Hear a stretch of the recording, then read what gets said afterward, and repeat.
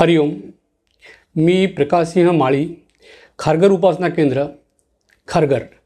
मी बापूंच्याकडं 2014पासून यायला लागलो. लाईफमध्ये खूप बापूंचे अनुभव आले, तुम्हाला सांगू इच्छितो. पहिला अनुभव असा की मी कलकत्त्याला गेलो होतो काही कामानिमित्त. तर तिथे काय झालं, आम्ही राहायचो एका ठिकाणी, माझे एक कलिग माझ्याबरोबर होते आणि नेहमी माझं एक सवय होती की लाईक सकाळी हनुमान चालीसा म्हणायची, नंतर रामा 108 वेळा म्हणायचं आणि नंतर नाश्ता वगैरे करायचा आणि आम्ही निघायचो आमच्या कामाला. तर काय झालं, एक दिवस असं काही दिवस चालत राहिलं ह्या गोष्टी. एक दिवस असा आला की त्या दिवशी अराऊंड 2 वर्षापूर्वीची ही गोष्ट आहे.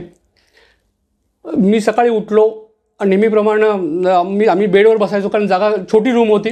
बेडवर बसलो आणि मी म्हणायला सुरुवात करणार, तेवढ्यात मला काही झालं कळलं नाही. मला वाटलं की पहिलं आपण नाश्ता करायला गेलं पाहिजे, नाश्ता तयार करायला गेलं पाहिजे. तर त्यानिमित्तानं मी निघालो तिथून बाहेर आणि सेकंड फ्लोअरला गेलो. तेवढ्यात माझ्या कलिगचा मला खालून हाक आली, माळीसाहेब तुम्ही कुठं आहात?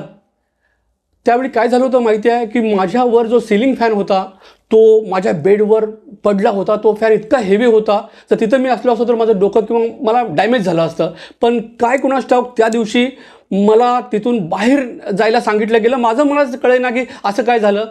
आणि नंतर मी खाली आलो तर बघितलं तर बेडशीट पूर्णपणे फाटलं होतं, कारण तो फॅन जवळजवळ 5 या स्पीडनी पडत होता आणि बेडशीट फाटलं होतं आणि मी मात्र सुखरूप होतो. हरिओम, श्रीराम, अंबज्ञ.